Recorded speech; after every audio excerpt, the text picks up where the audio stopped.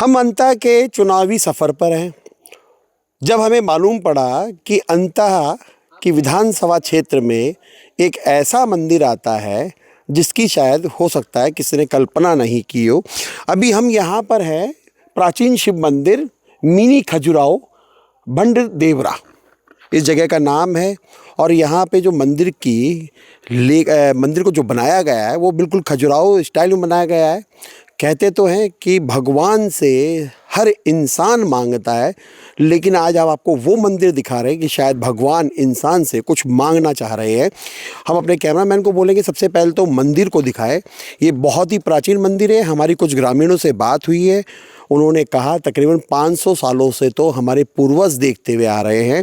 और हम आपको यही बताना चाहेंगे कि ये मंदिर जो है आज की तारीख के अंदर में बहुत ही जर्जर अवस्था के अंदर में दिख रहा है। और शायद आप हमारे विजुअल के माध्यम से देख सकते हैं इस मंदिर की दुर्दशा, क्योंकि इसे मिनी खजुराहो का नाम दिया गया है। ये बहुत ही प्राचीन मंदिर है। यहाँ पर मान के चलिए कि हर चीज़ जर्जर अवस्था में है, कोई देखभाल करने वाला नहीं है। सिर्फ यहाँ पर एक शिव की पूजा होती है। जो पंडित जी आते हैं वो दिन में 2 बार आरती करके चले जाते हैं। हम आपको इस मंदिर के अंदर भी लेके जाएंगे। शायद भगवान इस उम्मीद में बैठे हों कि शायद उनकी भी कोई सुने। चलिए हम आपको सीढ़ी के माध्यम से दिखाते हैं इसकी एंट्री। ये यहाँ पे आप देख सकते हैं बड़े बड़े पत्थरों से जो है इसके अंदर में सीढ़ियाँ रखी गई है। और साथ ही ये हम सीढ़ी चढ़कर ये देखिए, ये है खजुराहो का वो मिनी खजुराहो का प्राचीन मंदिर जो सिर्फ अब भगवान के भरोसे ही टिका हुआ है। ये बड़े बड़े शिलालेख अगर नहीं होते तो शायद ये कब का गिर जाता, क्योंकि इस मंदिर में कई लोगों ने अपने नाम तक अंकित कर रखे होंगे। इन नामों में कुछ खास होगा, शायद कोई मान्यता होगी लोकल, और इसलिए लोगों ने नाम लिखे हुए हैं। ये प्राचीन मूर्तियां हैं जो खजुराहो स्टाइल में बनाई हुई है। आपने खजुराहो को देखा भी होगा या वीडियो के माध्यम से देखा होगा, बिल्कुल वैसी ही कलाकृतियाँ हैं। क्योंकि अंत में विधानसभा चुनाव है, सरकार का ध्यान दिलाने के लिए हमें यहाँ के लोगों ने भेजा, बताया कि इस मंदिर की भी दुर्दशा अगर सुधर जाए तो आप खुद देख सकते हैं। ये 8 पिलरों पर टिका हुआ है। कई जगह से पत्थर गिर चुके हैं, कई जगह पत्थर जर्जर अवस्था में है। हो सकता है आने वाले समय में ये पत्थर गिर भी जाए। जो भगवान शिव का मंदिर है उसके ऊपर में कई तरह के पेड़ उग चुके हैं और मंदिर अपनी दुर्दशा की कहानी बयां कर रहा है इस वीडियो के माध्यम से। क्योंकि चुनाव है, सरकार करोड़ों रुपए टूरिज़्म डिपार्टमेंट पे खर्च करती है, लेकिन इस मंदिर की अगर दुर्दशा सुधर जाए तो शायद इतिहास में लोग खजुराहो की जगह यहाँ आना शुरू कर दें। क्योंकि यहाँ मूर्तियाँ जिस प्रकार से उकेरी गई है, कलाकार ने अपनी कला जिस प्रकार से यहाँ दिखाई है, शायद वो इतिहास ही हो गया है। क्योंकि यहाँ पर भगवान विष्णु और कई देवी देवताओं की यहाँ पे फ़ोटो है, मूर्तियाँ हैं, माफ़ कीजिएगा, मूर्तियाँ हैं, जिसके अंदर में कई देवी देवता के साथ साथ यहाँ पर कुछ ऐसी उकृतियाँ दिखाई गई है जो खजुराहो से मिलती जुलती है। इसीलिए इसका नाम मिनी खजुराहो रखा गया है। साथ ही हम अपने दर्शकों को बताना चाहेंगे कि यहाँ पर एक प्राचीन शिव मंदिर भी है जिसकी पूजा अर्चना की जाती है। आप देख सकते हैं इसमें ताला लगा हुआ है। सुबह शाम ग्रामीणों ने बताया कि सुबह शाम यहाँ पे पूजा होती है। क्योंकि अभी यहाँ पर हमें इस मंदिर के बारे में कोई भी बताने वाला नहीं है जिससे कि ये हम इस मंदिर का इतिहास बता कर सकें। लेकिन क्योंकि चुनावी दौरा है, चुनावी मौसम है, अंता में उपचुनाव हो रहे हैं और अंता की जनता जो चाहती है कि इस मंदिर को भी सरकार ध्यान दे, इसीलिए यहाँ पर टूरिज़्म डिपार्टमेंट की नज़रों को आना चाहिए। और यहाँ पर क्योंकि राजस्थान सरकार में उप मुख्यमंत्री दिया कुमारी खुद स्वयं टूरिज़्म डिपार्टमेंट की मंत्री है। बड़े बड़े शहरों के अंदर में टूरिज़्म के नाम पर करोड़ों रुपए खर्च किए जाते हैं, लेकिन सरकार इस मंदिर पर भी अगर ध्यान दे तो शायद इसकी कायाकल्प की स्थिति पैदा हो सकती है। हम अपने कैमरामैन को बताएंगे कि ये पिलर भी दिखाएगी, 8 पिलर अगर मजबूत नहीं होते तो शायद ये मंदिर धराशायी हो जाता और हमें आने का मौका नहीं मिलता। तो हमारे दर्शकों को हम ज़रूर कहेंगे, जब आप हमारा ये वीडियो देखेंगे तो शायद एक बार आप यहाँ पे आएँ। ये राजस्थान के 12 से तकरीबन 40 से 45 किलोमीटर की दूरी पर है। मिनी खजुराहो के नाम से फेमस है। और इस मंदिर में जैसा कि हमने कहा कि जिन पत्थरों का शिलालेख किया गया है वो अपने आप में अद्भुत है। इतनी बढ़िया इसमें जो कलाकारी दिखाई गई है वो शायद आपको खजुराहो के अलावा और कहीं दिखाई नहीं देगी। साथ ही सामने एक माता जी का भी मंदिर है जो भी जर्जर अवस्था में आपको दिखाई देगा, क्योंकि राजस्थान जयपुर के अंदर में जहां जर्जर मकानों को लेकर सरकार अति संवेदनशील थी, मकान गिराए गए, मकानों को नया बनाया गया, तो क्या राजस्थान सरकार या राजस्थान सरकार का टूरिज़्म डिपार्टमेंट इन मंदिरों की सुध लेगा? क्योंकि चारों तरफ ये पहाड़ों के बीच में घिरा हुआ अद्भुत और बहुत ही अति सुंदर मंदिर जो है, ये मंदिर आने के बाद हर किसी का मोह को अपने मन में समा लेगा। लेकिन देखिए यहाँ पर इस मंदिर के अंदर में आज की तारीख के अंदर में अगर हल्का सा भी इस इलाके में भूकंप अगर आता है तो शायद ये मंदिर देखना दोबारा शायद किसी के लिए नसीब नहीं होगा। तो हमारे दर्शकों को या हम सरकार को ये ज़रूर बताना चाहेंगे कि हम जिस भगवान से लगातार कुछ ना कुछ मांगते हैं वही भगवान आज शायद शंकर भगवान, जिन्हें कहते हैं कि ये हर किसी के भोले बाबा है, उसकी मन की सुनते हैं। लेकिन भोले बाबा की मन की कौन सुनेगा? अगर ये भोले बाबा की मन की सुनेगा तो सिर्फ एक सरकार है, और सरकार अगर इस मंदिर पे अगर ध्यान देती है तो शायद लोग खजुराहो के साथ साथ इस मिनी खजुराहो में भी आएंगे। और इस मंदिर का जीर्णोद्वार अगर होता है, राजस्थान सरकार का देवस्थान विभाग या टूरिज़्म डिपार्टमेंट अगर इस पे थोड़ा ध्यान देगा तो शायद ये मंदिर आने वाले चुनावी दौरे के अंदर में शायद अपनी अलग ही कहानी बयां करेगा। जैसा कि हमारे दर्शकों को हमने बताया कि हम 12 से मात्र 45 किलोमीटर की दूरी पर मिनी खजुराहो के मंदिर में, और बाबा से अर्जी लगाई भोलेनाथ से कि शायद इस मंदिर का कोई इतिहास बताने वाला आ जाए। लेकिन बाबा ने लगता है तुरंत, कहते हैं ना प्रत्यक्ष को प्रमाण की जरूरत नहीं है, आप आए, इस मंदिर का इतिहास क्या है ये हमारे दर्शकों को बताइए, क्योंकि जिस प्रकार से जीर्ण अवस्था में है ये मंदिर अपनी कहानी खुद बयां कर रहा है। ये 12 से 40 किलोमीटर दूर रामगढ़ की इन सुरम्य पहाड़ियों के मध्य ये अलंकृत मूर्तियों से सजा हुआ शिव मंदिर है। इसका निर्माण राजा मलय वर्मन ने 8वीं शताब्दी में कराना बताया जाता था, लेकिन अब शिलालेखों के आधार पर पता लग रहा है कि 942 में इस मंदिर को तैयार करके दे दिया गया था।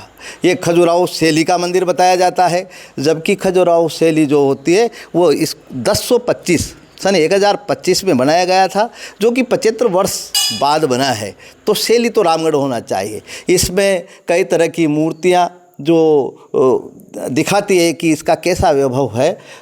बिल्कुल साफ़ सुथरी मूर्तियाँ हैं, और इसको 11वीं शताब्दी में इसका दोबारा जीर्णोद्धार किया गया, क्योंकि इस पर कोई बिजली गिर गई थी। 13वीं शताब्दी में किन्हीं आक्रांताओं ने इसे तोड़ मरोड़ दिया, और फिर यहाँ का ये धूमिल होता जा रहा है।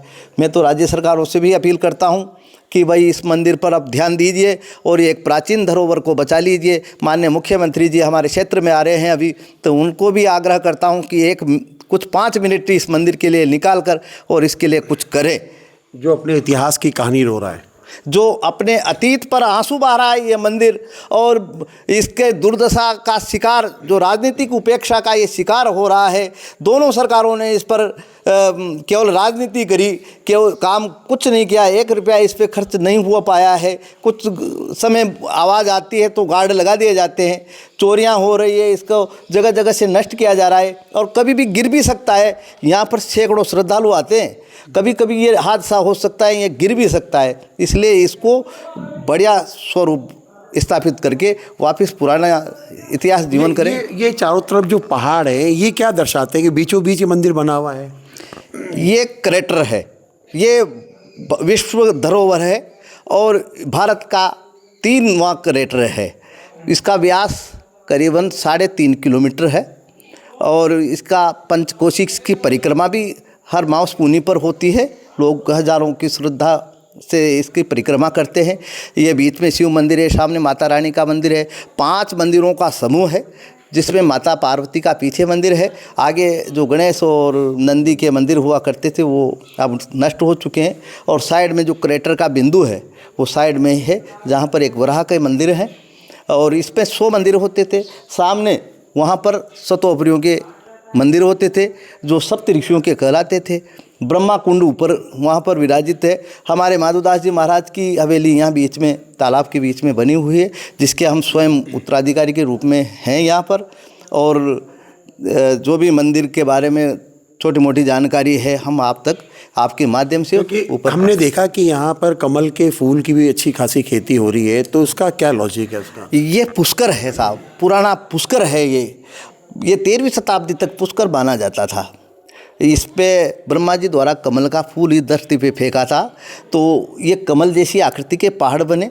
बीच में जो क्रेटर का बिंदु है वहाँ पे एक उभार यानी कमल गट्ठा बना जिस पे ब्रह्म स्थान मानते थे और ये विश्व का ब्रह्म स्थान है। ये गोला है, नाभि है, उसके बीच में भी ये नाभि है, तो ये विश्व का ब्रह्म स्थान है और ये पूजित था। पर 13वीं शताब्दी में यहाँ पर नुकसान कर दिया किन्हीं आक्रांताओं ने और उसके बाद में यहाँ के पंडित लोग जो पुष्कर सरोवर के थे वो सब यहाँ से भाग गए।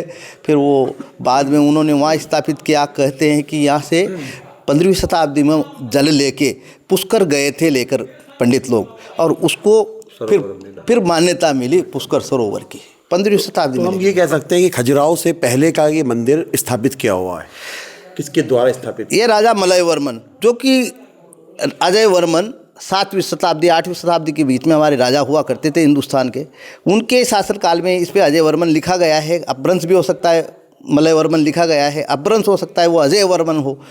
तो इसे 8वीं शताब्दी का इसका शिलालेख कोटा के संग्रहालय में आज भी रखा बताया जाता है।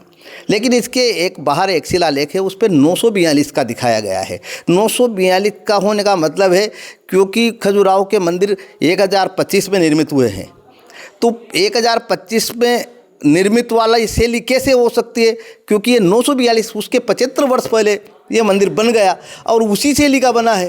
वही नग्न चित्र है जो काम क्रीड़ा रथ मैथुन रथ इसमें मूर्तियाँ लगे हुई हैं, तो उसके कारण ये खजुराहो शैली है, तो इसको मिनी कहा गया है। जबकि ये मुख्य शैली होना चाहिए, एक रामगढ़ शैली होना चाहिए। ये भी अपने आप में इतिहास। वो शैली आप बता सकते हैं जहाँ पर इसका लेख किया गया है, जिससे कि हम उसे देखकर अपने दर्शकों को बता सकें कि ये जो जहाँ पर अंकित किया गया हुआ है और हमारे दर्शक देख सकते हैं इसी शिलालेख के ऊपर में 942 लिखा गया है इसमें। 942 सम्मत में लिखा है पर उसका सम्मत जो बनता है वो 942 बनता है। यानी ये तो एक तरह से देखा जाए तो जो इस भगवान से हर इंसान मांगता है, आज भगवान ही सरकार से कुछ ना कुछ मांग रहे हैं।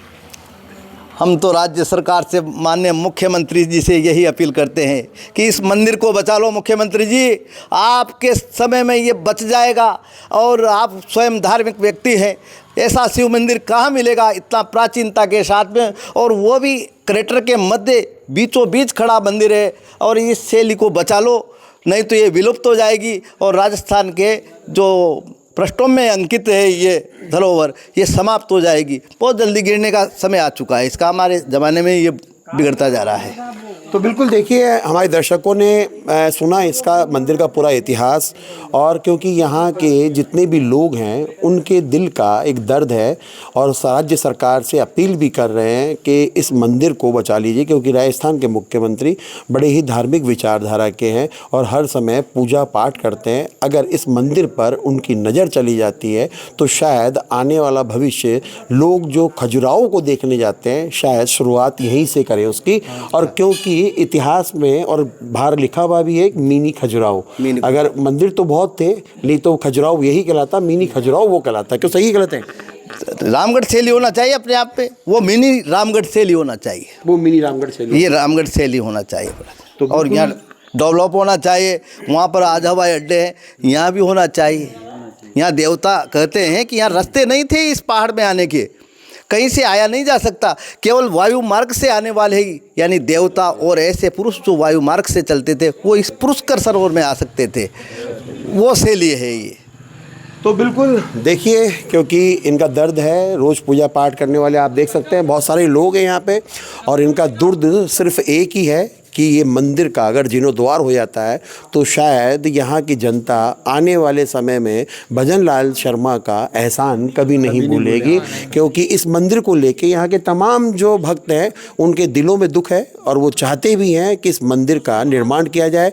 इससे पिछली सरकारों ने टेंडर या कह सकते हैं कि बजट भी पास किया था, लेकिन अब शायद इस बजट का कोई लेना देना नहीं है।